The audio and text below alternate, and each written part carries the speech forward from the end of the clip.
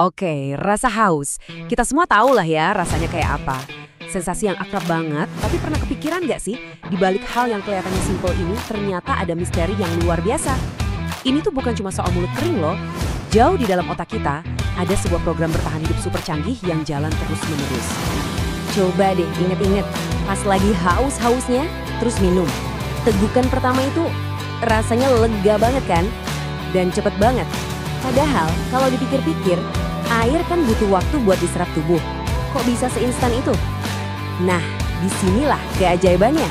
Jawaban dari pertanyaan ini bakal ngebongkar rahasia betapa gilanya kemampuan otak kita dalam memprediksi masa depan. Oke, ayo kita bongkar bareng-bareng. Untuk bisa ngerti, kita harus ubah cara kita memandang rasa haus. Ini sekali lagi, ini bukan cuma soal mulut yang kering. Anggap aja ini kayak sistem alarm paling canggih yang didesain sama evolusi dan dipasang langsung di otak kita. Nah, ini dia kuncinya. Rasa haus itu bukan sekedar laporan kondisi. Otak kita tuh nggak bilang, waduh kita udah dehidrasi nih. Nggak gitu.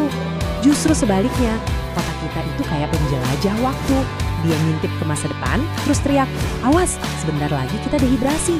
Minum sekarang buat nyegah. Jadi ini adalah mekanisme pencegahan, bukan sekedar laporan kerusakan. Dan semua mekanisme canggih ini tujuannya cuma satu, menjaga yang namanya homeostasis. Gampangnya, anggap aja ini setelan pabrik atau zona nyaman tubuh kita.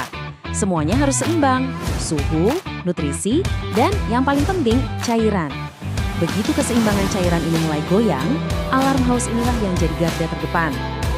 Dan jangan salah ya, ini taruhannya gede banget. Kita nggak ngomongin dehidrasi yang parah sampai pingsan loh.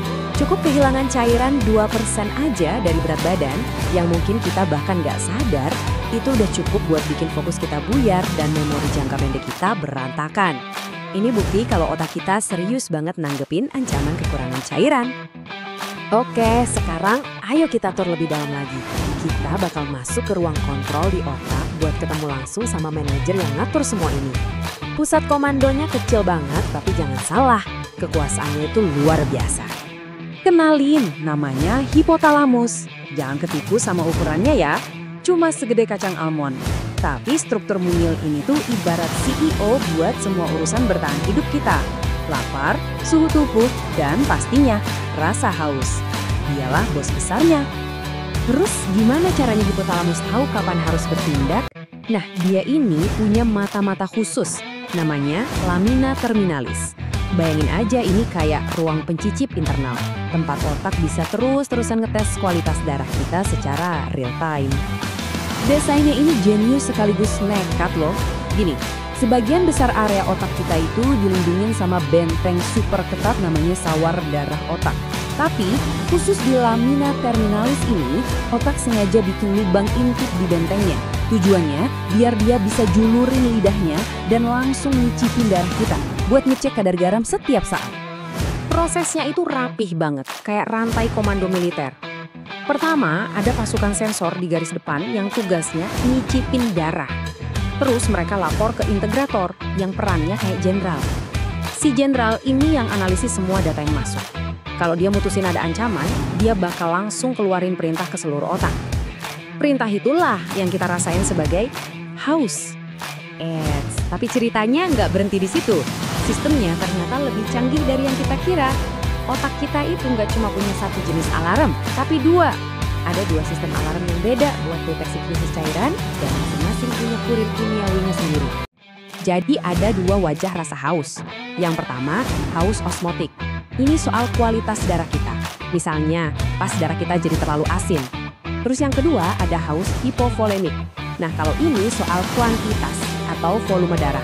Contohnya pas kita keringetan banyak, pemicunya beda, sensornya beda, bahkan hormon yang dipakai buat ngirim pesan ke otak juga beda. Haus osmotik ini yang paling sering kita rasain sehari-hari. Anggap aja ini tim quality control internal tubuh. Contohnya abis makan keripik asin, kan konsentrasi garam di darah naik tuh. Otak langsung deteksi, terus dia lepasin hormon vasopresin. Hormon ini tugasnya kayak ngasih perintah ke ginjal. Woi, tahan airnya, jangan dibuang dulu. Nah, beda lagi sama haus hipovolemik. Ini jauh lebih dramatis. Ini bukan lagi soal kualitas, tapi soal kuantitas. Ibaratnya krisis rantai pasokan. Kalau kita kehilangan banyak cairan, entah karena olahraga berat atau pendarahan, volume darah kita anjlok.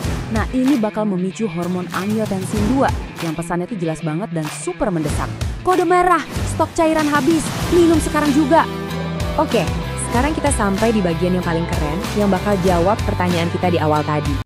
Kalau otak jago banget nyalain alarm haus, gimana caranya dia tahu kapan harus matiin alarm itu? Jawabannya, sekali lagi, karena otak kita itu pada dasarnya seorang peramal ulung. Coba perhatiin jeda waktu yang gila ini. Begitu kita nelan air, dalam hitungan detik, rasa haus langsung plong, hilang. Tapi faktanya, air itu baru benar-benar diserap darah dan menghidrasi tubuh kita 10-15 menit kemudian. Tuh, terus apa yang terjadi di jeda waktu yang lumayan lama itu? Disinilah letak kejeniusan otak kita. Dia nggak nunggu bukti fisik, dia bertindak berdasarkan prediksi. Cuma dengan ngerasain sensasi air lewat di mulut dan tenggorokan aja, otak langsung nyimpulin, oke, bantuan lagi di jalan, alarmnya matiin dulu sementara. Ini mekanisme yang super cerdas.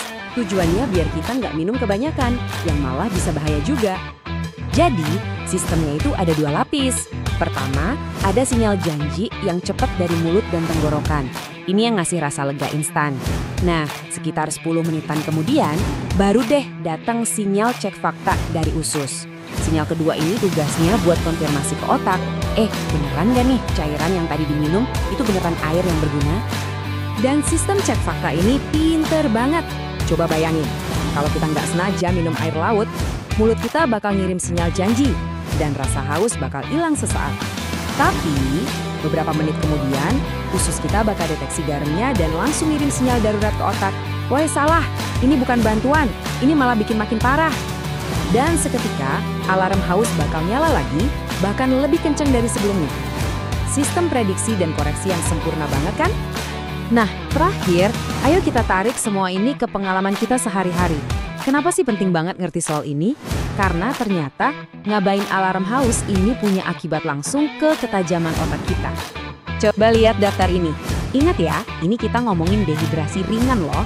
Bahkan sebelum kita ngerasa haus banget, kemampuan otak kita tuh udah kena dampaknya.